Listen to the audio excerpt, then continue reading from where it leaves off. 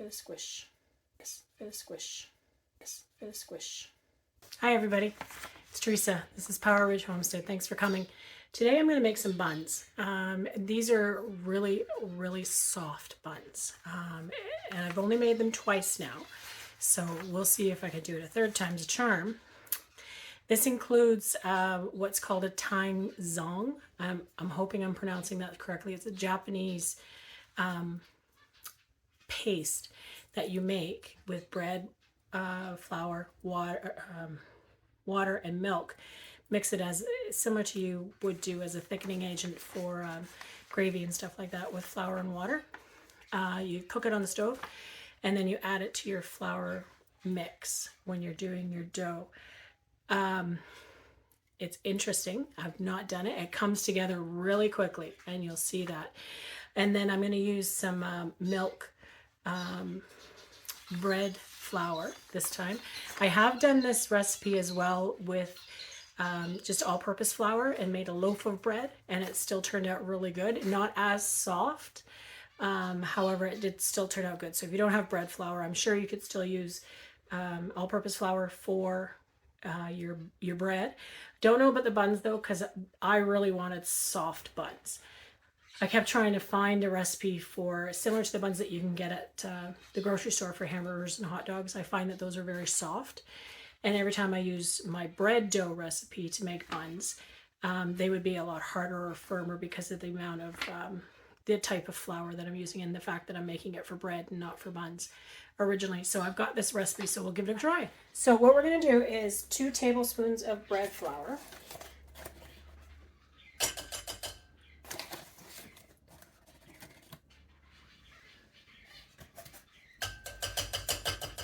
And I've already mixed the water and the milk. It's 2 tablespoons of milk, 4 tablespoons, no, sorry, the other way around. 2 tablespoons of water and 4 tablespoons of milk. Get that in there. Just need a whisk. And then you're going to whisk this. I'm just putting it at a 4. You want to just mix this all together. You can use a fork. You're just constantly whisking. And it comes together very quickly. You're looking for a paste.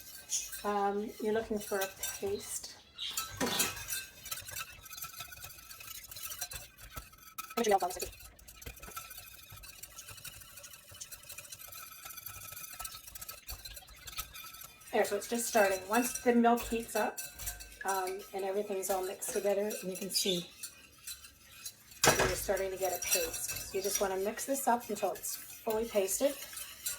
Try not to burn it. That's something that you don't want to do, but you do want to get this all mixed together. And I'm sure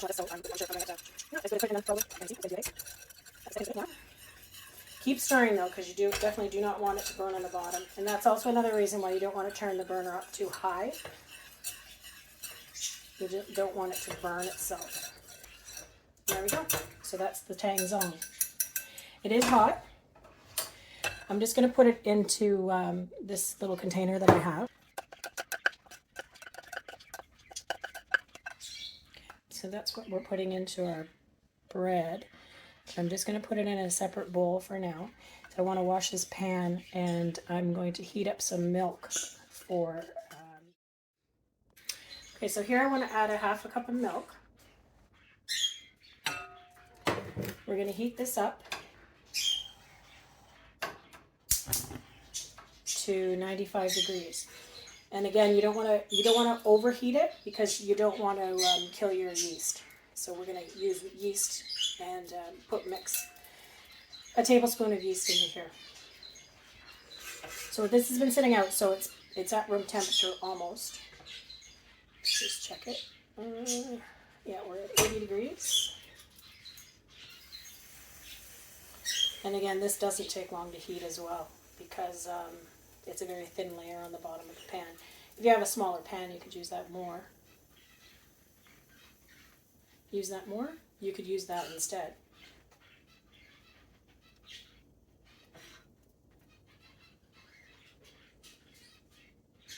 And there we go. See? That's it. Now, you could do it in the microwave, but the problem I have with the microwave is that it might heat it up too much, and then you end up with having to wait till it cools down. So warm milk. Perfect. Oops. Just perfect. Okay, so we're going to add yeast to this.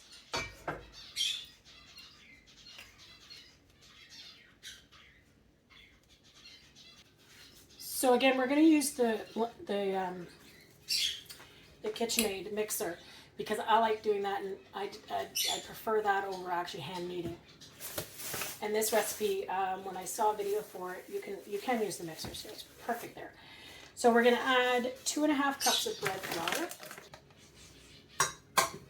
So that's my 1.5 cup, and then I have a separate measurement for 1 cup.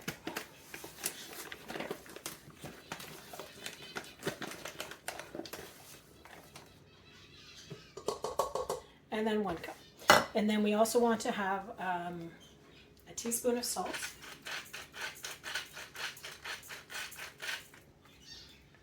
And 2.5 tablespoons of granulated sugar. 2.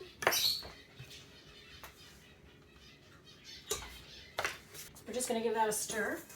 My dough hook. Okay. Now the yeast, look at that, bubbling away. It's definitely eating the sugars that are in the milk, so that's fantastic. So we're going to add the dry ingredients, then we're going to slowly add the milk and yeast and the tangjong mixture. So then we're just going to add the yeast first, milk, and then the top of yeast. Let that mix, and then we're going to add our tangjong.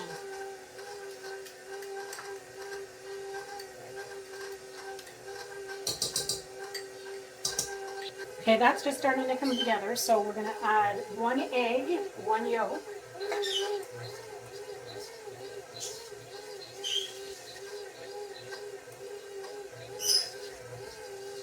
I'll show you what's going on.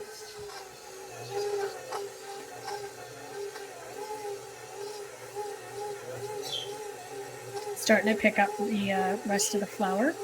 So we're going to let that, I'm going to turn it up a little bit, and then we'll let that go for about 8 minutes. You may have to stop it at a certain point, use a spatula to turn it down. Make sure you stop it, don't stick the spatula in without turning it off. And then make sure that it all gets mixed in together. Once it does get mixed, then we're going to add some butter. Okay, perfect. So that's mixed now. I'm going to actually throw in the butter.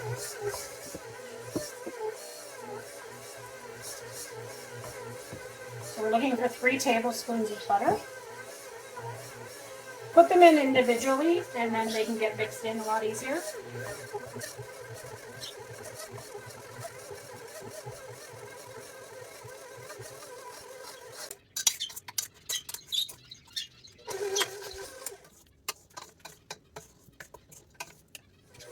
There we go. It's almost time. You can see how it's all coming together now.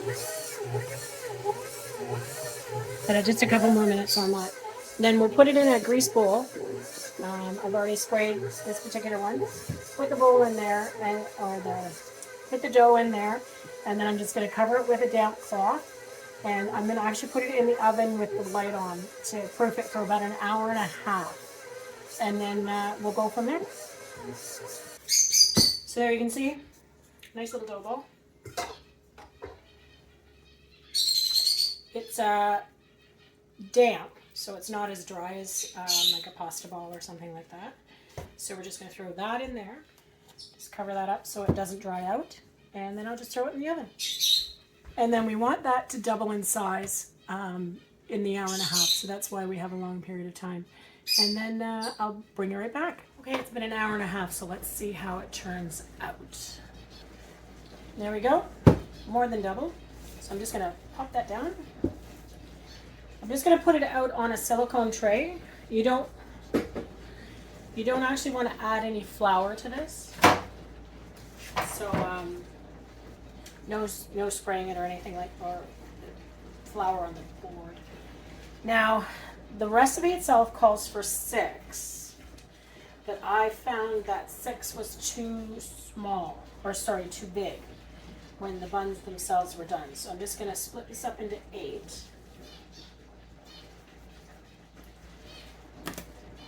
And then I'm going to take each little one here.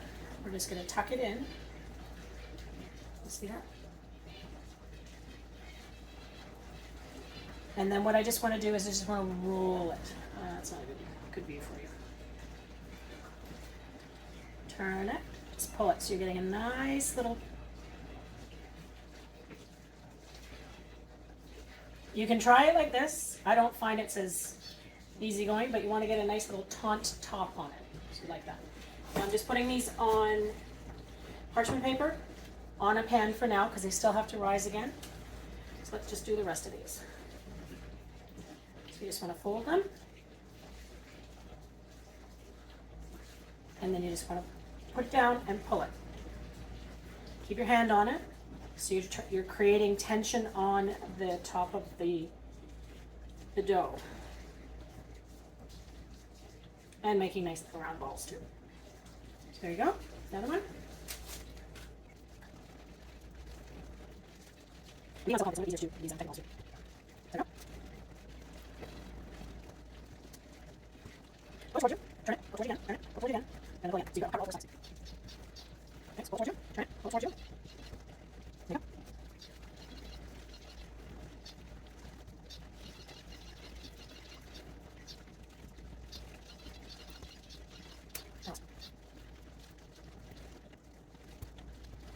So all the buns out on the pan. Now what I'm going to do, I'm not going to cover these with a wet towel, but what I am going to cover them with is another pan. So we'll just put this on top here. I also find that these buns do get large, so they're perfect for sandwiches, perfect for hamburgers, that type of thing as well. So I'll let you see in another hour. Hi everybody, I'm back, and these have been rising for an hour. So let's take a look. I haven't even looked at them myself, so this is the big reveal. Dun, da, da, da. Look at that. Those are beautiful buns. So I'm just going to put an egg wash just on top of these. And you want to be a little bit careful as you're putting the eggs down because they are still puffy and you don't want to shrink them. Okay, so we've got that all set. Just wait for the oven to heat up and I'll put these in and I'll show you how they turn out.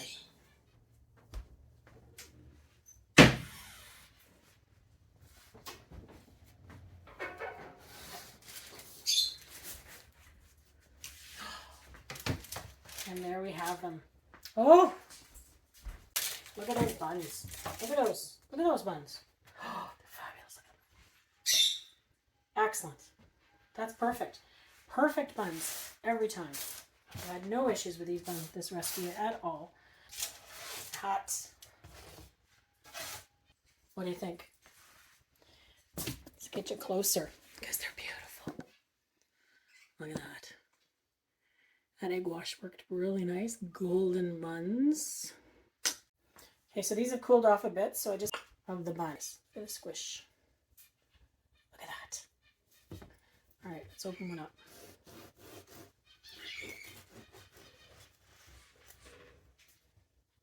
That. Look at that. That is a perfect bun. There's no yeasty smell. It's great consistency throughout the bun. Crust is fabulous. And that will make a perfect chicken sandwich. Talk to you. Hey, and thanks for watching.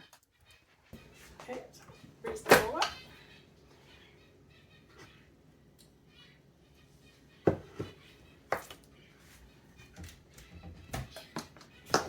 Now, and again, electricity works good when it's plugged in.